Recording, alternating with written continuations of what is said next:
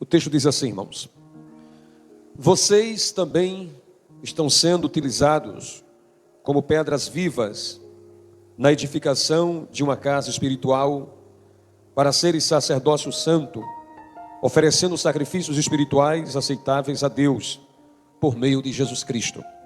Meus irmãos, nessa noite, a palavra que eu trago à igreja, o tema, eu tinha até colocado o tema no cartaz do trabalho nesta noite, é a glória de uma igreja verdadeira. Esse será o tema que nós iremos abordar na noite deste dia. E eu quero apresentar, irmãos, algumas práticas bíblicas com direcionamento bíblico que contribuem para a glória e a beleza dessa igreja verdadeira. A primeira coisa que eu quero citar, que contribui principalmente, irmãos, para a glória de uma igreja, é o fundamento sobre a qual ela é construída. Todos nós sabemos que uma construção precisa de um fundamento sólido.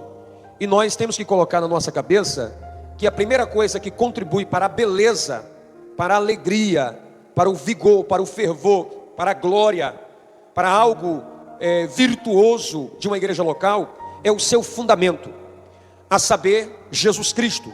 Ora, esse é o fundamento bendito e glorioso. Então nós sabemos que a igreja ela tem só um fundamento.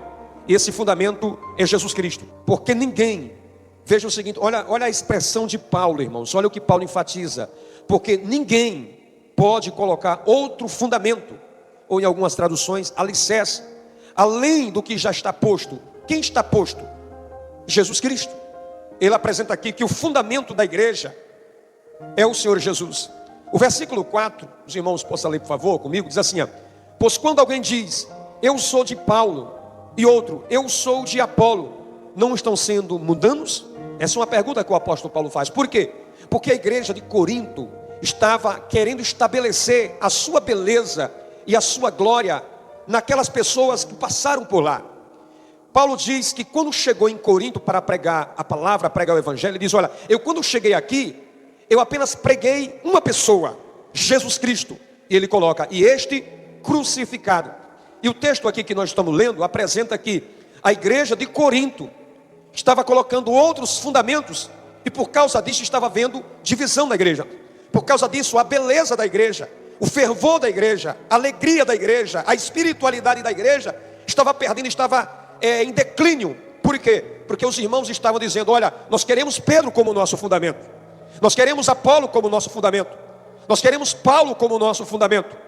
Quando eles estavam se dividindo, eles estavam separando a igreja, e Paulo diz: não, fundamento da igreja não é Pedro, não é Paulo, não é Apolo. Eu digo Pedro porque em outro versículo apresenta Pedro na lista. Fundamento da igreja é Jesus Cristo. E se a igreja, irmãos, não tiver fundamentado em Jesus, certamente essa igreja, ela não durará sadia ao longo do tempo. Um pouco mais de 15 anos de ministério pastoral que eu tenho visto igrejas tentarem construir sobre um pastor. E aí, as minhas experiências é o seguinte: as igrejas tentam construir, prolongar-se, crescer, construir sua beleza, seu fundamento em um pastor, por exemplo, aquele ali, labareda de fogo, aquele ali intelectual, aquele profeta, aquele que revela, aquele que faz acontecer, que decreta, que determina. Eu já vi essas coisas, irmãos, quando a igreja ela quer fundamentar o seu ministério em homens. Eu lembro de um caso que aconteceu lá em Lagoa Salgada. Nós chegamos para fundar a igreja Batista Pentecostal de Lagoa Salgada, irmãos. Minha esposa sabe muito bem, e eu acho que eu já contei isso aqui para os irmãos. E nós sempre procuramos fazer um trabalho apontando para Jesus Cristo como fundamento da igreja. Um trabalho lento, como diz Jacó, vou caminhando no passo do gado. Um trabalho que começamos na sala da nossa casa que nós alugamos, eu, minha esposa, minhas filhas, fazendo culto doméstico, centralizando Jesus, apresentando a palavra de Deus. Depois conquistamos uma família, 2 famílias, fomos para um prédio e depois continuamos a obra. Esse pastor chegou, irmãos, suposto pastor, e começou a querer construir, fundamentar uma igreja com base na sua capacidade humana, com base nos seus fundamentos, nos seus métodos. Passou um dia, uma semana, um mês, mas não durou um ano. O fundamento da igreja é Cristo. O alicerce é lançado pela proclamação do evangelho de Jesus Cristo. Então quando nós queremos fundamentar, se nós queremos construir a beleza da igreja Batista Pentecostal, se nós queremos construir uma igreja estritamente algo virtuoso, nós temos que colocar uma coisa na nossa cabeça, irmãos. O alicerce é lançado pela proclamação do nome e do evangelho de Jesus. Não só verbalizar Jesus, mas fazer uso dos seus ensinamentos, daquilo que ele instruiu para que a igreja prossiga. Na segunda leitura que nós lemos, o autor diz: e toda a igreja perseverava na doutrina dos apóstolos. Mas espera aí, pastor, não é em homem? Não, porque no capítulo de número 28 de Mateus, Jesus diz para os apóstolos: vão e façam discípulos de todas as nações, e ensine tudo o que eu vos ensinei. O ensino dos apóstolos, não do apóstolo Valdomiro, do Agenor Duque, mas o ensino do apóstolo Paulo, do apóstolo Pedro, do apóstolo João. Esses ensinos estão totalmente fundamentados na palavra de Jesus. E com a igreja que quer ter uma beleza, que quer ter, irmãos, algo glorioso, que quer ter o elogio do seu Senhor, ela tem que fundamentar em Cristo pela proclamação do seu evangelho. E aí a igreja não pode perder de vista o que é o evangelho. Qual é o conteúdo do evangelho? Me desculpa a brincadeira, irmãos, né? Porque está moda hoje aí afora. O evangelho não é of the king, the palm, the man, the best. Desculpe minha brincadeira, porque é o que está na moda. Isso não é proclamação do evangelho. O evangelho de Jesus Cristo é muito mais do que conceitos humanos. E às vezes nós queremos construir a glória de uma igreja de que maneira? Nós chegamos aqui, pregar o que dá na telha, ensinar a cantar o que dá na telha. E muitas das vezes, irmãos, se nós não tomarmos cuidado, foge do conteúdo do evangelho. Cristo diz: ide e pregue o meu evangelho a toda criatura, irmãos. Trata-se da parte mais importante da construção, pois determina o tamanho, a forma e a resistência da estrutura. Ou seja, se nós formos fundamentar a igreja em Cristo ou não em Cristo, isso vai trazer implicações na forma como a igreja é construída, na resistência dessa igreja diante dos desafios, e também a sua estrutura, como é que ela está crescendo, sadia ou não. Nós temos exemplos, muitos ambientes, aqui mesmo em Nova Cruz, em que as pessoas disseram: é fogo demais, é alegria demais. As coisas fundamentadas em uma, depois as coisas baixam-se as portas, fecham-se. E alguém diz: foi o capeta que fechou. Foi não, irmãos, é porque não tem fundamento. E uma igreja bíblica, uma igreja que entende o que é o evangelho, uma igreja que entende o que é Jesus, que quer, aleluia, se reunir, se congregar, apesar da idade, apesar das caixas de alimento que o Fagner coloca nas costas, apesar da labuta que o irmão Edson tem no campo, apesar da dona de casa que labuta todos os dias.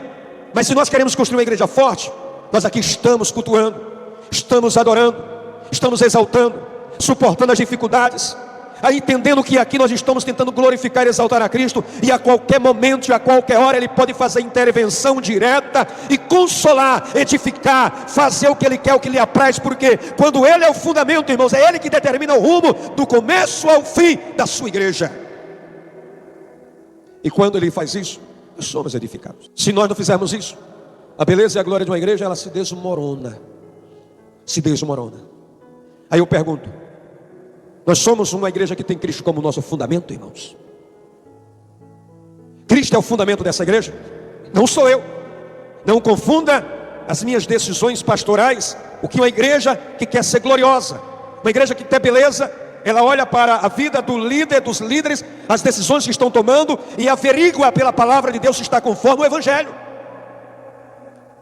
Porque senão o homem não tiver, ele não tiver sendo sondado, vigiado por uma igreja santa, prudente e madura, que conhece o evangelho, o homem vem e coloca elementos, coloca coisas estranhas nessa estrutura, e daqui a pouco as coisas despenca, irmãos. E um lugar que era para ser para edificação, para consolo, correção, instrução, orientação, a gente acaba. Agora, uma coisa é certa: infelizmente os carnais não conseguem compreender a beleza e a glória de uma igreja fundamentada em Cristo. Por quê? Porque os homens do século 21, na sua ampla maioria, eles gostam de supervalorizar a pessoa do homem, o ser humano, centralizar-se no ser humano. Por isso que às vezes, muitas mensagens, muitos cânticos, muitas orações, muitos movimentos são tomados para centralizar-se no homem, porque eles gostam. Mas Deus nunca aprovou uma igreja que decide levar o seu nome, fundamentar-se no próprio ser humano. E chega ao ponto que desmorona. Então a primeira coisa a ser observada aqui é exatamente isso: O que contribui principalmente para a glória de uma igreja é o fundamento sobre o qual ela é construída. Nós somos construídos em quem, irmãos? Eu pergunto, Jesus tem prioridade aqui nessa casa de oração? É a palavra dele quem prevalece aqui ou é a minha palavra?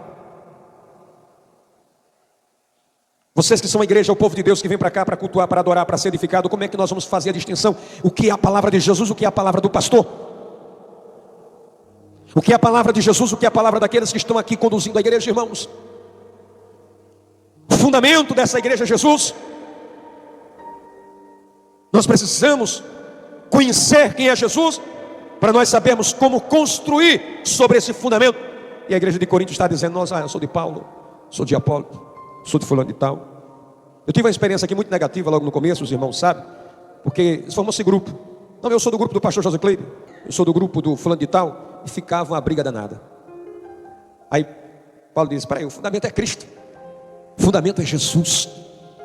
Porque uma igreja que centraliza em Jesus, ela vem aqui para cultuar, para adorar, para ler a palavra, estudar a palavra, se fortalecer, não abrir mão do evangelho, e dizer Jesus é a prioridade, mas não de usar Jesus apenas como uma bengala ou como uma carta na manga para satisfazer os seus desejos, mas Jesus, como diz, é a prioridade, tudo gira em torno dele.